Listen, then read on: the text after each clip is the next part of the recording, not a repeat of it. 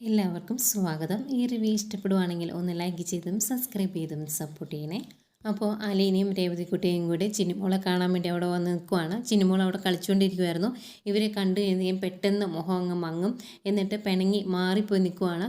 ഇവർക്ക് ആ പിണങ്ങി മാറി നിൽക്കുന്നതൊക്കെ കാണുന്നതും ഭയങ്കര സങ്കടമാകും. അന്നേരം രേവതിക്കുട്ടി ഓടിപ്പോയി അടുത്ത് പോയി കെട്ടിപ്പിടിക്കാൻ നോക്കുന്നെങ്കിലും മൈൻഡ് ചെയ്യുന്നില്ല.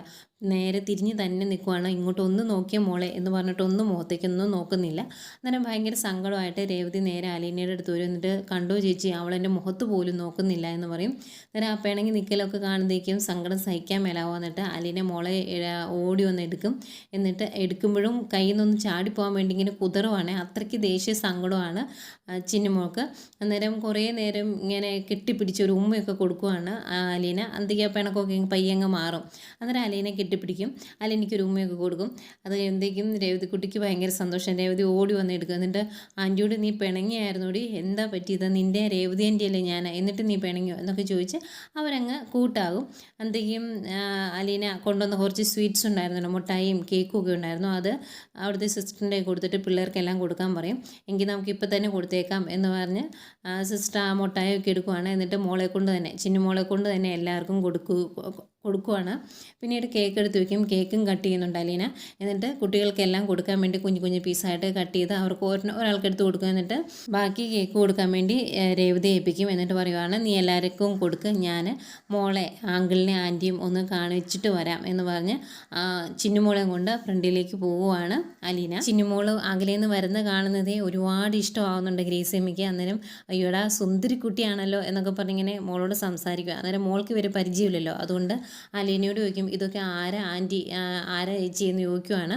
അന്നേരം ഇതാണ് രേവതി ആൻറ്റി ജോലിക്ക് നിൽക്കുന്ന വീട്ടിലെ പപ്പയും മമ്മിയും എന്ന് പറയുമ്പം പപ്പയും മമ്മിയോ എന്ന് ചോദിക്കുവാണ് കേട്ടോ മോള്. എന്നിട്ട് അടുത്ത് വന്ന് നിന്നിട്ട് പപ്പയ്ക്കും മമ്മിക്കും സുഖമാണോ എന്ന് ചോദിക്കും. അദ്ദേഹം ഭയങ്കര സന്തോഷം വന്നിട്ട് ഗ്രേസിയമ്മ മോളെ എടുത്ത് മടിയിൽ വയ്ക്കും. എന്നിട്ട് കുറേ സംസാരിക്കുന്നൊക്കെ ഉണ്ട്. അന്നേരം മോള് പറയും, ഇന്ന് പോകണ്ട കേട്ടോ, നാളെ പോയാൽ മതി, കുറേ നാളെ കഴിഞ്ഞിട്ട് പോയാൽ മതി എന്ന് പറയുമ്പം, ആഹാ അങ്ങനെ ഞങ്ങളിവിടെ നിന്നിട്ടുണ്ടെങ്കിൽ ഞങ്ങളുടെ വീട് ആര് നോക്കും, അങ്ങോട്ട് വരുന്നുണ്ടോ എന്ന് ചോദിക്കുമ്പോൾ ഇല്ല എന്ന് പറയും. അന്നേരം രേവതിനെ ഇവിടുന്ന് കൊണ്ടുപോകണ്ട എന്ന് പറയുമ്പം ഗ്രേസിയമ്മ പറയും, എന്നാൽ രേവതി ഇവിടുന്ന് കൊണ്ടുപോകുന്നില്ല, രേവതി ഇവിടെ നിന്നോട്ടെ, മോളെയും കൊണ്ട് പോകാം എന്ന് പറയുമ്പോൾ മോൾ പറയില്ല ഞാനും വരുന്നില്ല എന്ന് പറയും. അങ്ങനെ മോളോട് കുഞ്ഞു കുറേ കാര്യങ്ങളൊക്കെ ചോദിച്ച് ഭയങ്കര സന്തോഷത്തോടെ ഇരിക്കുവാണ് ഗ്രേസിയമ്മയും മാമച്ചായനും. അത് കഴിഞ്ഞ് ഗ്രേസിയമ്മ പറയുന്നുണ്ട്, ഏതായാലും നിൻ്റെ അലീന ചേച്ചിയും രേവതി ചേച്ചി ഞാൻ കൊണ്ടുപോകും എന്ന് പറയുമ്പോഴത്തേക്കും മടിയിൽ നിന്ന് ഇറങ്ങി പിണങ്ങി മാറിപ്പോയി നിൽക്കുക കേട്ടോ. അത് ഇഷ്ടപ്പെട്ടില്ല. അന്നേരം ആഹാ പിണങ്ങി ഇത്രയും പറഞ്ഞതേക്കും, എങ്കിൽ ഞാൻ കൊണ്ടുപോകുന്നില്ല കേട്ടോ, രണ്ടുപേരും ഇവിടെ നിർത്തിയിട്ട് പൊക്കോളാം എന്ന് പറയുമ്പോൾ മോൾക്ക് ഭയങ്കര സന്തോഷമാകും. അങ്ങനെ നമ്മുടെ ഗ്രേസിയമ്മയ്ക്ക് മോളെ ഭയങ്കര ഇഷ്ടമായി. അതുകൊണ്ട് തന്നെ കുഞ്ഞ് കളികളൊക്കെ ആയിട്ട് മോളുടെ അടുത്ത് തന്നെ ഇരിക്കുവാണ്. ഈ സമയം രേവതി ബാക്കിയുള്ള കുട്ടികൾക്കെല്ലാം കേക്ക് കൊടുക്കുമായിരുന്നു. മിച്ചു ഒരു കുട്ടിയുടെ കൊടുക്കും, അകത്തുള്ള സിസ്റ്റർമാർക്കൊക്കെ കൊടുക്കുക എന്ന് പറഞ്ഞ് എന്തെങ്കിലും രേവതി കുട്ടിക്ക് ചായ എടുത്തുകൊണ്ട് കൊടുക്കുന്നുണ്ട്. സിസ്റ്റർ ഇടി ഇതാറിപ്പോയോ നോക്ക്, നീ അങ്ങോട്ട് വരുമെന്ന് ഓർത്ത് ഞാൻ അവിടെ വെച്ചേക്കുമായിരുന്നു എന്ന് പറയും. കുടിച്ച് നോക്കിയിട്ട് ചെറിയ ചൂടുണ്ട്, കുഴപ്പമില്ല എന്ന് പറഞ്ഞ് ആ ചായ തന്നെ കുടിക്കും. അപ്പോഴത്തേക്കും അങ്ങോട്ടേക്ക് ഗ്രേസിയമ്മയും മാമച്ചായനും ചിന്നുമോളും ഒക്കെ ആയിട്ട് അവരിങ്ങ് വരുവാണ്. എന്നിട്ട് നമുക്ക് ഇറങ്ങിയാലോ, നമുക്കങ്ങ് എത്താനുള്ളതല്ലേ, ഇനിയിപ്പം എറണാകുളത്ത് സന്ധ്യയ്ക്ക് മുമ്പ് എത്തണേ, നല്ല അലീനിക്കിന്ന് പോകാൻ പറ്റുള്ളൂ എന്ന് ചോദിക്കുമ്പം രേവതിക്കുട്ടി പറയുന്നുണ്ട്, അതിന്ന് നടക്കുമോ എന്നറിയില്ല എന്ന്. അന്നേരം അലീന പറയും, അയ്യോ ആൻറ്റിയെ പോലെ ഒന്നും അല്ല അവിടെയുള്ള ഓടാരിയും വാക്കത്തിയും മൊട്ട് സൂചിയും ഒക്കെ കയ്യിലുള്ള ഒരാളാണ്, ഇങ്ങോട്ടും ആടി നിന്നെ ശരിയാക്കി തരാം, അങ്ങനെ ഒരു മനോഭാവമാണ് എപ്പോഴും എന്ന് പറയൂ കേട്ടോ. അന്നേരം സിസ്റ്റർ പറയുന്നുണ്ട്, എങ്കിൽ പെട്ടെന്ന് ഇറങ്ങിക്കോ, ഇനി താമസിക്കേണ്ട എന്ന് പറയും. അന്നേരം രേവതിക്കുട്ടി പിന്നെയും ചിന്നുമോളെ എടുത്ത് ഒന്നുകൂടി ഒന്ന് കൊഞ്ചിക്കുകയൊക്കെ ചെയ്യുന്നുണ്ട്. പിന്നീട് നമ്മുടെ മുത്തശ്ശിയെ കാണിക്കുന്നു. മുത്തശ്ശിയാണെങ്കിൽ റൂമിൽ കിടന്ന് വൈജയന്തി വിളിയോട് വിളിയാണ്. എന്നിട്ട് ഈ വീട്ടിൽ ഒരെണ്ണം ഇല്ലേ, ആരെ വിളിച്ചാലും ഇങ്ങോട്ടൊന്നും വരുന്നില്ലല്ലോ എന്നൊക്കെ പറഞ്ഞ പരിഭവം പറയുവാണ് മുത്തശ്ശി. അന്തിക്കുവാണ് അങ്ങോട്ടേക്ക് വൈജയന്തി ദേഷ്യപ്പെട്ട് വരുന്നത്. എന്നിട്ട് എന്തിനാമ്മേ അമ്മ ഇവിടെ കിടന്ന് ഒച്ചയെടുക്കുന്നത്, അമ്മയ്ക്ക് എന്താ ഇപ്പോൾ വേണ്ടേ, അമ്മയ്ക്ക് ഭക്ഷണം കിട്ടിയില്ലേ എന്ന് ചോദിക്കുമ്പോൾ ആ കിട്ടി, മരുന്ന് കിട്ടിയില്ലേ, കിട്ടി, എന്തെങ്കിലും കുറവുണ്ടായോ, ഇല്ലല്ലോ, പിന്നെ എന്തിനാ അമ്മ കിടന്ന് ബഹളം വെക്കുന്നതെന്ന് ചോദിക്കുമ്പോൾ എടി ആ പെങ്കൊച്ചു വന്നോ അലീന വന്നോ എന്ന് ചോദിക്കും. അന്നേരം വൈജയന്തി ദേഷ്യത്തോടെ പറയുവാണ്, ഇവിടുന്ന് തോന്നിയാവസം കറങ്ങി നടക്കാൻ വേണ്ടി പോയാൽ അവളെ അന്വേഷിക്കുമല്ലോ ഞാൻ, എനിക്ക് അപ്പുറത്താണെങ്കിലും ഒരു 100 കൂട്ടം ജോലിയുണ്ട് എന്ന് പറയും. അന്നേരം മുത്തശ്ശി പറയുന്നുണ്ട്, ഇതെല്ലാം അലീന മോളെ നല്ല കൃത്യമായിട്ട് ചെയ്തുകൊണ്ടിരുന്നതല്ലേ, ഒരു കാര്യത്തിനും ഒരു മുടക്കും വന്നിട്ടില്ല, നീയെല്ലാം ചെയ്തു തരുന്നുണ്ട്, പക്ഷെ ഒന്നും കൃത്യത്തിനൊന്നും അല്ല, അങ്ങനെയല്ലായിരുന്നു അലീന മോളെ എന്ന് പറയുമ്പോൾ അയ്യോ അമ്മയ്ക്ക് അലീന മോളെ ഓർക്കുമ്പോൾ ഭയങ്കര വിഷമമാണോ എന്ന് ചോദിക്കും. അന്നേരം എടി ഇവിടുന്ന് പോയ പെങ്കൊച്ചല്ലേ, അതെവിടെ എത്തി, എറണാകുളത്ത് നിന്ന് ഇങ്ങോട്ട് തിരിച്ചോ, ഇന്ന് വരുമോ എന്നൊക്കെ നിനക്കൊന്ന് വിളിച്ച് ചോദിച്ചാൽ എന്താണെന്ന് ചോദിക്കുമ്പോൾ പിന്നെ എനിക്കതിന് ജീവനൊന്നും വരത്തില്ല, തോന്നിയാസം ഇറങ്ങിപ്പോയോളും, അവൾക്ക് തോന്നുമ്പോൾ ഇങ്ങോട്ട് കയറി വന്നോളും, അവളുടെ അധികാരവും മറ്റും ഭാവവും ഒക്കെ കണ്ടാൽ തോന്നും അവളുടെ അമ്മ വീടായതാണ് എന്ന് തോന്നും എന്ന് പറയും. അന്നേരം മുത്തശ്ശി ചോദിക്കും, നീ എന്നതാടി ഈ പറയുന്നേ എന്ന് ചോദിക്കുമ്പോൾ, അല്ല അവളുടെ ഭാവം കണ്ടാൽ അങ്ങനെ തോന്നും, അവളെ പെറ്റി വളർത്തിയ തള്ളയുടെ വീട്ടിലേക്ക് അവൾ വന്നെ എന്ന് തോന്നും എന്നിങ്ങനെ പറയുമ്പോൾ മുത്തശ്ശി പറയുന്നുണ്ട്, ആവശ്യമില്ലാത്ത പറയരുത്, നിൻ്റെ നാക്ക് നീ അടക്കി വെച്ചോണം. ഇങ്ങനെയൊക്കെ പറയുമ്പോൾ നീ ഒരു കാര്യം ഓർക്കണം, സ്വന്തമായിട്ട് താൻ ആരാ എന്ന് ഒന്ന് ചിന്തിച്ചിട്ട് വേണം മറ്റുള്ളവരെ കുറ്റം പറയാൻ. അത് ഞാൻ പറഞ്ഞില്ലെന്ന് വേണ്ട എന്ന് മുത്തശ്ശി അങ്ങ് പറയുവാണ്. അത് കേൾക്കുമ്പോൾ ഒരു മിനിറ്റത്തേക്കൊന്ന് ഒതുങ്ങും. എന്നാലും നമ്മൾ വീണ്ടും പൂർവാധികം ശക്തിയോടെ വീണ്ടും ചീറിയെടുക്കുന്ന ആ വൈജയന്തിയിലേക്ക് മാറും.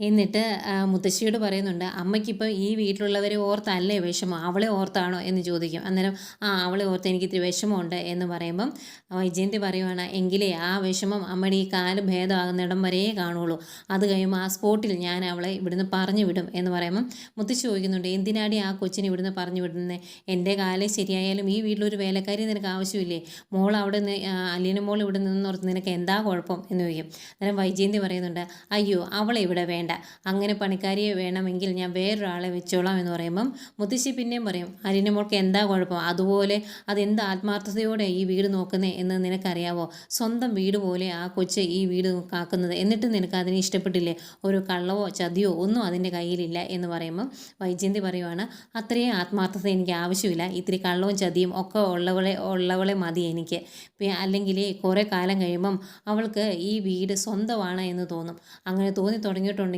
പിന്നെ സ്വന്തമാക്കാനുള്ള പല അടവും അവൾ പുറത്തേക്ക് എടുക്കും എന്നൊക്കെ ഇങ്ങനെ പറയുക.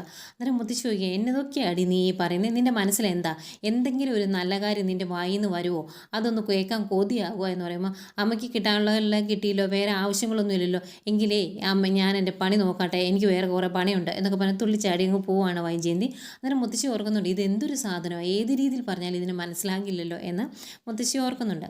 പിന്നെയും കാണിക്കുന്നത് നമ്മുടെ അലീനയും ചിന്നുമോളെയും അവരെയൊക്കെയാണ്. അവർ പോകാൻ വേണ്ടി റെഡിയാകുന്നു, എല്ലാവരോടും യാത്ര പറയുകയാണ്.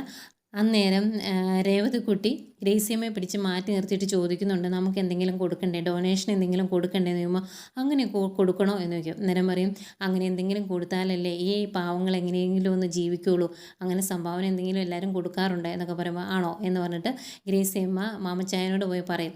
മാമച്ചായ കൊടുക്കണോ എന്ന് ചോദിക്കും. അന്നേരം പാവം ഇതുങ്ങൾ ഇവിടെ ഉള്ളവർക്ക് എന്തെങ്കിലും കൊടുക്കാതെ എങ്ങനെ പോണേ എന്ന് ചോദിക്കുമ്പോൾ കയ്യിലുള്ള ഒരു ചെറിയ എമൗണ്ട് അങ്ങ് കൊടുക്കുവാണ്. എന്നിട്ട് പറയുന്നുണ്ട്, ഞങ്ങളിങ്ങനെയൊന്നും തരാൻ ഉദ്ദേശിച്ച ഇതൊന്നും മനസ്സിൽ കണ്ടല്ല ഇങ്ങോട്ട് വന്നത്, അതുകൊണ്ടാണ് ചെറിയൊരു എമൗണ്ട് ആയത്, ഈ ഒരു കുറവ് അടുത്ത പ്രാവശ്യം വരുമ്പോൾ നികത്തിക്കോളാം എന്ന് പറയും. അന്നേരം സിസ്റ്റർ പറയുന്നുണ്ട്, ഇത് ചെറിയ എമൗണ്ട് ഒന്നും അല്ല, ഞങ്ങൾക്ക് കൈ നിറച്ച് കിട്ടി, ആര് തന്നാലും ഞങ്ങൾ വേണ്ട എന്നൊന്നും പറയാറില്ല, ഇവിടെയുള്ള കുഞ്ഞുങ്ങൾ വളരുന്നത് ഇതൊക്കെ കൊണ്ടാണ് എന്ന് പറയും. അന്നേരം ഗ്രേസിയമ്മ ചോദിക്കുന്നുണ്ട്, പ്രായമായ ആൾക്കാരും ഉണ്ടോയെന്ന്. അന്നേരം അവരും ഉണ്ട്, അവരുടെ മരുന്നും ഭക്ഷണവും എല്ലാം മുന്നോട്ട് പോകണ്ടേ, അതുകൊണ്ട് ഇങ്ങനെ ആരെങ്കിലും തന്നിട്ടുണ്ടെങ്കിൽ സന്തോഷത്തോടെ സ്വീകരിക്കാറുണ്ട് എന്ന് പറയും.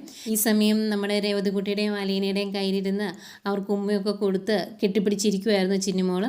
അന്നേരം ചിന്നുമോളെ വന്ന് സിസ്റ്റർ അങ്ങ് എടുക്കും, അത് കഴിഞ്ഞ് എല്ലാവർക്കും ഒരു ഉമ്മയൊക്കെ കൊടുക്കും, മാമച്ചായന് മാത്രം പിന്നെ തരുവുള്ളൂ എന്ന് പറയും, ബാക്കി എല്ലാവർക്കും ഉമ്മയൊക്കെ കൊടുക്കും. അവർ പോകാൻ വേണ്ടി റെഡിയാകുവാണ്. ഭയങ്കര സങ്കടമാട്ടോ രേവതിക്കും അലീനയ്ക്കും.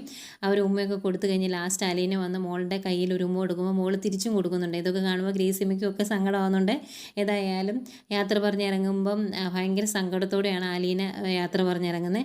എന്നിട്ട് വണ്ടിയിലിരുന്ന് പറയുന്നുണ്ട്, ഇങ്ങോട്ട് വന്നപ്പോൾ മനസ്സിൽ നിറച്ച് സന്തോഷമാണ്, പക്ഷെ തിരിച്ചു പോകുമ്പം നെഞ്ച് നീറുവാണ് എന്ന് പറയുവാണ്.